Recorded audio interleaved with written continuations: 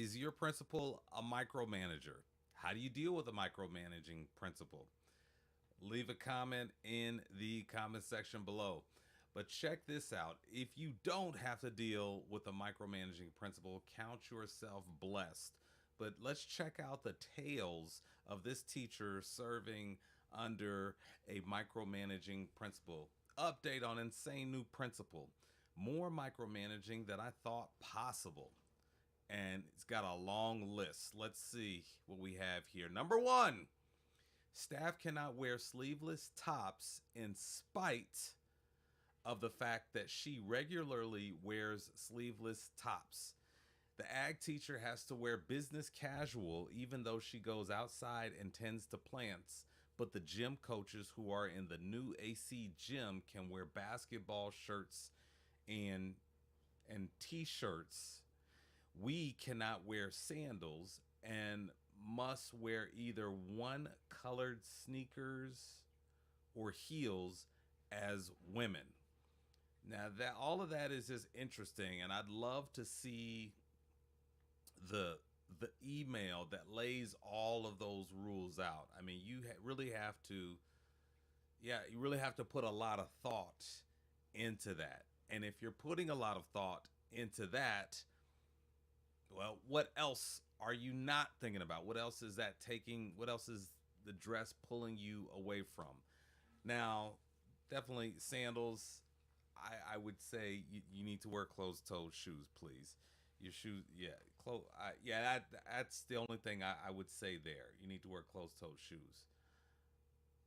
Um, but yeah, I mean, and me not even knowing what the challenges are at the school, as a principal, like some things are bigger than others. Like some things I'm just gonna let that go because I've got bigger things to deal with over here. So that seems to be on the petty side. Now again, I'm not sure if things kind of got out of control in terms of the dress code, but I would, my thought is teachers are professionals.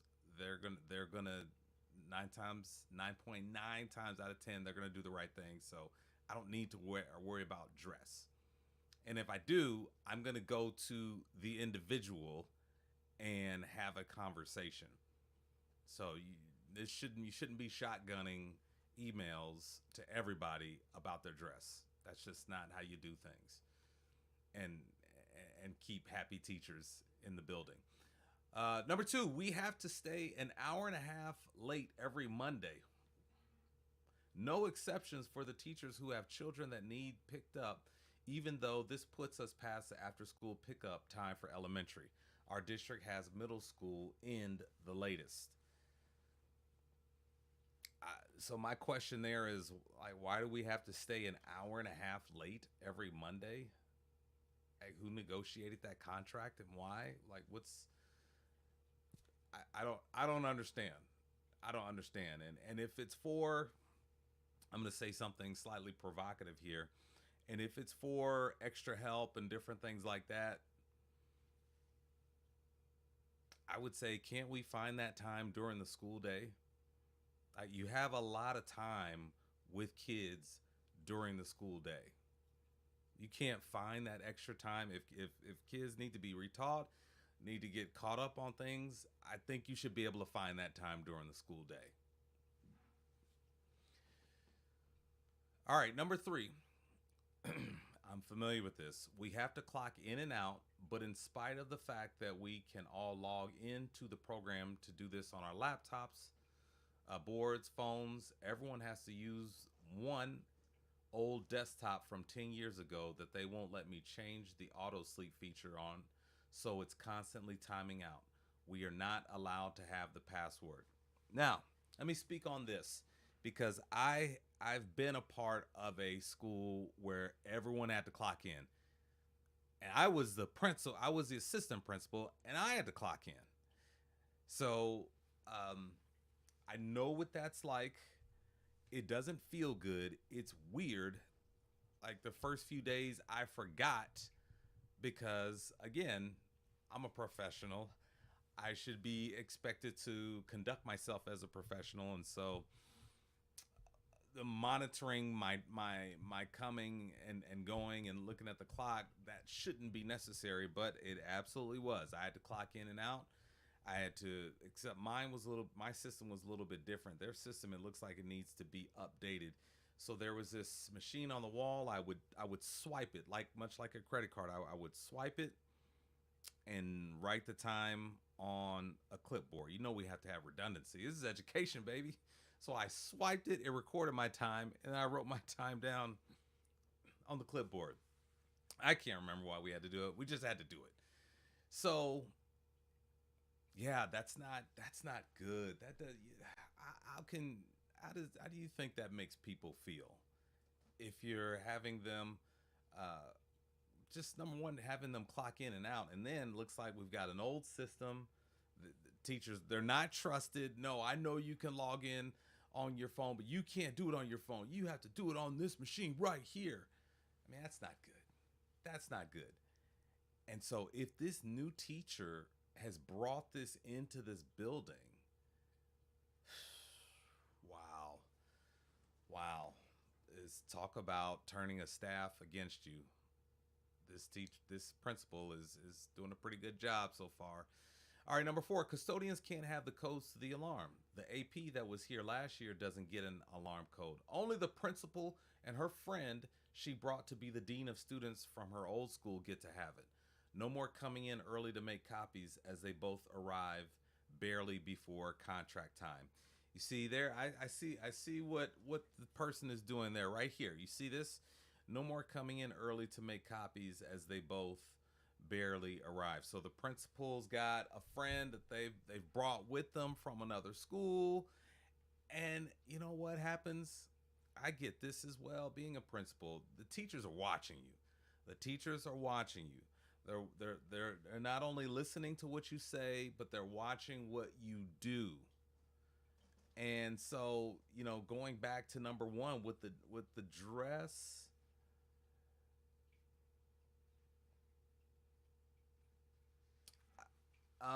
no, I'm sorry. I thought the principal violated the dress code, but I'm mistaken on that. But anyways, um, oh yes, this is what I was wanting to look at. No more coming in early, as they both barely arrived before contract time. That's what I wanted to just point out. Again, teachers are looking at you, the principal.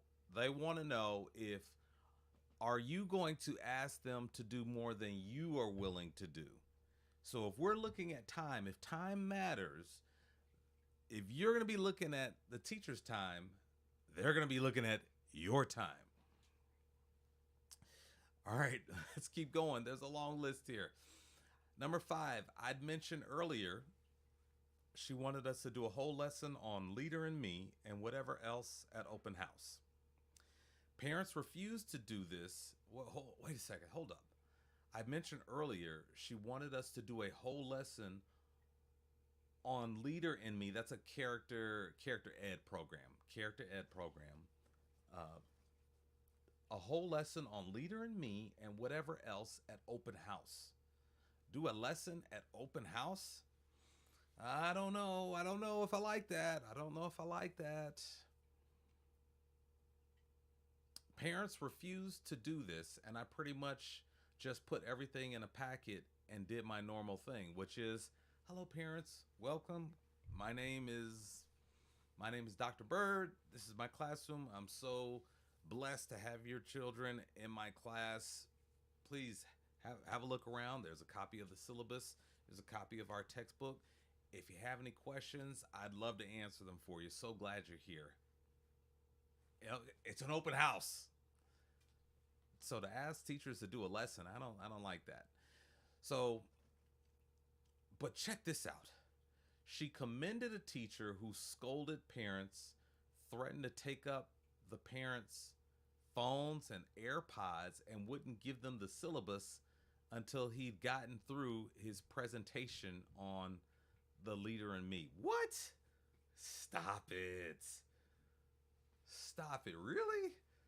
A teacher who scolded parents, threatened to take their phones and AirPods and wouldn't give them the syllabus until he'd gotten through his presentation.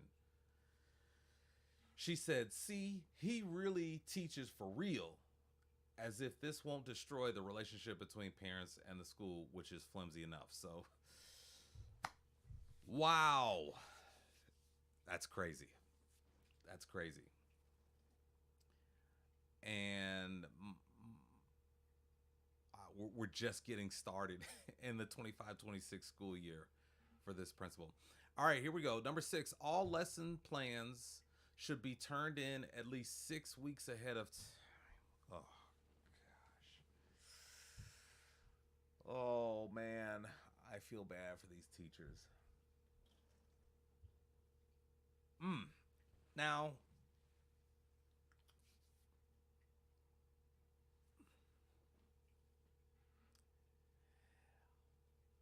that's a good question.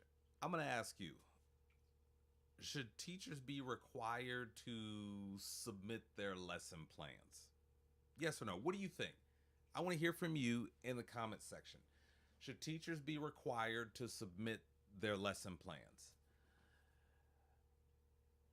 For me, you know, I often say, I'll never forget what it was like to be a teacher. I'll never forget what it was like to be a teacher. I can remember there were times when I had to participate in the dog and pony show when people from central office were going to come over. And so we had to completely do something different than what we did. We had to, for a time, we had to post our lesson plan outside of the door so these district suits could come in and walk around and judge us because it's been so long since they had since they were in a classroom, but they get to judge us. So that those experiences, they inform my answer to that question. I think that definitely, I expect professionals to plan, but I don't think I necessarily want to I don't want to have the expectation that they turn in lesson plans, um, because I believe that during my observations, both formal and informal, I can get a gauge on how things are going. In addition to uh, looking at data throughout the school year, I just I don't want to ask teachers to turn in lesson plans because at the end of the day, they're professionals, and also I got other stuff to do. Not to say that it's not important, but we hire professionals to do a job. We vetted them, so let's let them do the job. And if we need to make adjustments, we can make adjustments. But like things like this, 6 weeks ahead of time, like 6 weeks. I mean, what if you need to make adjustments? What if things come up? You get a different idea. I mean, man, I don't like that. That stinks. However, we're also supposed to demonstrate that we're teaching in response to CFAs we take weekly. No, it doesn't make sense. Yeah, I mean, yeah, you got to make adjustments. Oh boy. Um, at a school that had nearly daily fights, we are supposed to care about the students tucking in their shirts or wearing pink shoes because they can't come in any type of way. Ma'am, we have an attendance crisis. If they're coming in to learn, they can come in any type of way as far as I'm concerned. I'm not telling a kid they can't come in and learn because you decided the Tuesday before school started that they can't have pink or blue shoes. Oh dear, oh dear, oh dear, oh dear. This is this is not good. This is not good. I have also been a part of a school where the principal decided that they were going to take up the fight against boys wearing. This is back in '05, against boys wearing the tall tees that went all the way down to their knees. The principal said, "We're gonna tuck in those shirts." and the teacher said, "We don't want this fight. Another job to do. That's not our job. You do it." And so the principal said, "Oh, you're not gonna. Okay, never mind. Continue on." So that's what happened to that rule. All right. Yeah, this is a tough situation here. So we're meant to do all of this. However, the one thing admin was supposed to do for open house was get us printed and laminated copies of the framework to put on the board so it all looked the same. We got it at an hour before open house started. I'm seeing the theme here. I'm seeing the theme, like watching the admin come in barely before the required time to report to the job. We have this, like everyone's waiting on this for open house. They're waiting for these copies of the framework to get in an hour before open house. And see, this is the thing too. For those of you who want to be principals as well, you gotta you get back what you give. If you're not going to give grace to the people that you serve, then they're not going to give you grace. That's the way it works. And knowing that, we're all human and you're not perfect and you're going to make mistakes, you really shouldn't do things like this. You really shouldn't treat your teachers this way. You should give them grace so that you can get grace in return, because you're going to make mistakes. Things are going to happen. And I guarantee you, a principal who's treating their teachers better than you are, ma'am, they're going to get grace. Oh, that's you probably have teachers step up and say, "Hey, don't worry about it. I'll make the copies. Can I do that for you? Can I help you out?" That's the difference. Like I'm not liking the leadership that I'm seeing from this principal here. Goes on to say they had 3 admin, 3 coaches, and a secretary, and 3 counselors. Yes, I mean teachers they pay attention to these things. If you're not treating them right, they're looking at anything and everything to justify why they don't like you. Maybe not you personally. Let me take that back. But they don't like the way that you're treating them, and they don't like your leadership. That's more accurate. Goes on to say, this is what happens with no union. Even if your union is not good, they wouldn't allow this. Not to mention, we have no duty-free lunch. Excuse me? What did you say? Not to mention, we have no duty-free lunch and no planning period that isn't already accounted for. There is no time during the day that is ours. I even got a 30-minute break when I worked at McDonald's. No, this can't be.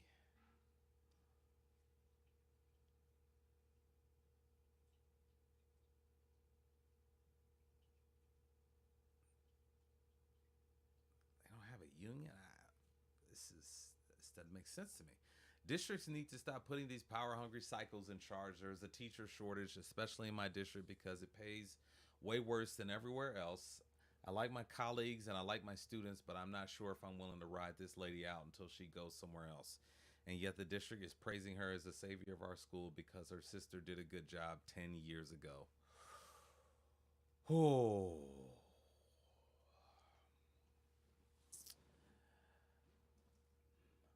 That's a lot.